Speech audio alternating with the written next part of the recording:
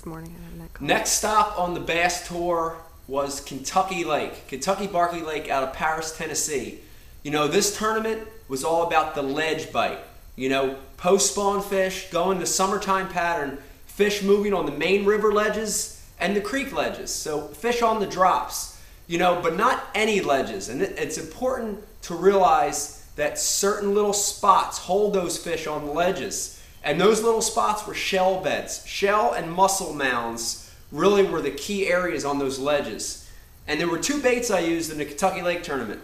One, obviously, was a crankbait. You know, crankbait is probably the best all-around bait ever to fish on those ledges. You know, you could throw it out there, it dives deep, and the bill actually will dig into that shell, and you'll be able to feel it. So I used a Laserlure and a citrus pattern, caught a lot of my fish on that. And then my cleanup bait, you know, normally people throw a 10-inch worm, okay, a Berkley power worm, 10-inch worm, and I threw that. And normally people throw a Texas rig.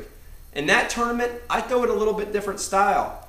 I actually threw it on a jig head. You know, when you think about shaky head fishing, normally you think about light line, spinning rod, little tiny worms. But you could take a 10-inch Berkley power worm and you could fish it on a jig head. And what that does is it lets the bait stand different than a normal 10-inch worm. So I was taking that normal power worm, I was biting about an inch of it off, and I would just take it, I put it on that screw lock head. This is a head by Picasso, by Tru-Tungsten. And I would set it up just like a normal shaky head. And instead of that worm laying on the bottom, it stood up real nice, stood up high, and it was perfect for those shell mounds. Kentucky Lake, post-spawn, summertime fishing, shell beds on the ledges.